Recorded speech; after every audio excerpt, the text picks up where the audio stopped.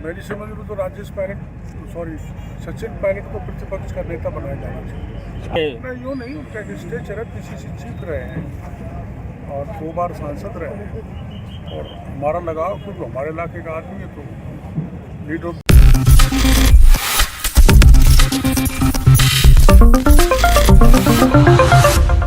राजस्थान के पूर्व उप मुख्यमंत्री और कांग्रेस के दिग्गज नेता सचिन पायलट के राजनीतिक भविष्य पर अब भी सभी की नजरें टिकी हुई हैं। बेशक राजस्थान में भारतीय जनता पार्टी ने प्रचंड जीत हासिल की है, भले ही कांग्रेस यहां पर हार गई हो, लेकिन सचिन पायलट अब भी चर्चा का विषय बने हुए हैं। अब भी सब यही जानना चाहते हैं कि कांग्रेस खेमे में सचिन पायलट को अब कौन सा बड़ा पद मिलेगा। दरअसल आपको बता दें कि 199 विधानसभा सीटों पर राजस्थान में विधानसभा चुनाव हुए और 115 सीटों पर बीजेपी ने जीत हासिल की। 63 पर कांग्रेस सिमटती हुई नजर आई। देखा गया कि टोंक से एक बार फिर से चुनाव लड़े थे सचिन पायलट और एक बार फिर से टोंक से उन्होंने चुनाव में जीत हासिल की। ऐसे में देखा जाए तो अब ये कहा जा रहा है कि सचिन पायलट एक बार फिर से विधायक तो हैं ही, लेकिन सचिन पायलट की अब अगली अहम भूमिका पार्टी में क्या कुछ होगी। तो अब यहाँ पर प्रदेश अध्यक्ष और नेता प्रतिपक्ष पर सभी की नजरें टिकी हुई हैं। ये 2 बड़े पद हैं और इन दोनों ही बड़े पदों को लेकर देखा जाए तो सचिन पायलट के अलावा गोविंद सिंह डोटासरा भी चर्चा का विषय बने हुए हैं। मौजूदा समय में प्रदेश अध्यक्ष का पद वह संभाल रहे हैं, लेकिन सचिन पायलट जिनकी तरफ से मांग की गई थी कि प्रदेश अध्यक्ष पद उन्हें मिलना चाहिए, अब आखिरकार कांग्रेस आलाकमान का इस पर क्या कुछ अहम फैसला होगा। आखिरकार यहां पर नेता प्रतिपक्ष के पद पर पायलट नजर आएंगे या फिर नहीं, ये तो वक्त के साथ साथ ही पता चलेगा। लेकिन फिलहाल देखा जाए तो यहां पर सचिन पायलट को ना सिर्फ समर्थन उनके समर्थकों की तरफ से मिल रहा है, बल्कि बीजेपी खेमे की तरफ से भी मिल चुका है।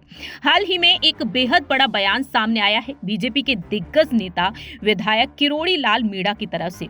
वह दौसा पहुंचे। दौसा पहुंचकर मीडिया के सामने उन्होंने अपनी बात रखी, ना सिर्फ मंत्रिमंडल के गठन को लेकर, क्योंकि राजस्थान में भजन लाल शर्मा मुख्यमंत्री बन चुके हैं और किरोड़ी लाल मीणा का नाम लगातार चर्चा में है कि मंत्रिमंडल में उन्हें भी शामिल किया जा सकता है। ऐसे में सचिन पायलट का नाम लेते हुए उन्होंने साफ तौर पर अपनी बात रखी है कि कांग्रेस में अगर नेता प्रतिपक्ष बनाने की बात की जाए तो पायलट को ही बनना चाहिए। सुनिए जरा क्या कुछ कहा किरोड़ी लाल मीणा ने, और जो उन्होंने कहा है वो पायलट के लिए किसी तोहफे से कम भी नहीं माना जा सकता है। आपको क्या लगता है सर, आपने नए चेहरे की बात की, तो क्या कांग्रेस अगर टाइम पे चेहरा चेंज कर लेती तो सरकार रिपीट हो सकती थी, या जो मन बदलाव है वो ले बेटा कांग्रेस को?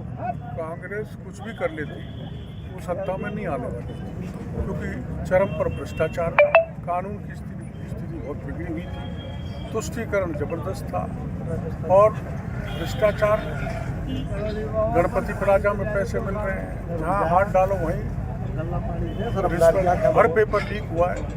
इसलिए अब की बार युवाओं ने बढ़ चढ़ के बीजेपी को वोट दिया है। पेपर लीक, हर पेपर, सब इंस्पेक्टर का भी हुआ, आरएस का भी हुआ, रीट का भी हुआ, सेकंड ग्रेड टीचर का भी। एसआईटी भी गठित हो गई है, सरकार बनते ही एसआईटी गठित की गई है। तो देखो इतनी फौरी कार्रवाई की हमारी सरकार ने।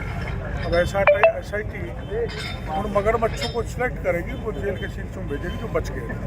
ईआरसीपी भी बड़ा मुद्दा है, 4.5 साल लगातार गूंज रही है। क्या अब लगता है कि ईआरसीपी पे कुछ फैसला होगा या बात होगी? ईआरसीपी हमारे क्षेत्र के लाइफलाइन है।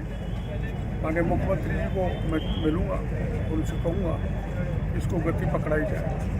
अब वसुंधरा जी आप बराबर से हो गया, अब आप मिलके कि राजस्थान में क्या नया गेम वसुंधरा जी तो मुख्यमंत्री रह चुकी है, मैं तो नहीं रहा, तो बराबर से कहाँ हो गया। सर, नेता प्रतिपक्ष की बात करें तो आपको क्या लगता है कि नेता प्रतिपक्ष और उप नेता प्रतिपक्ष किसको बनाया जाना चाहिए?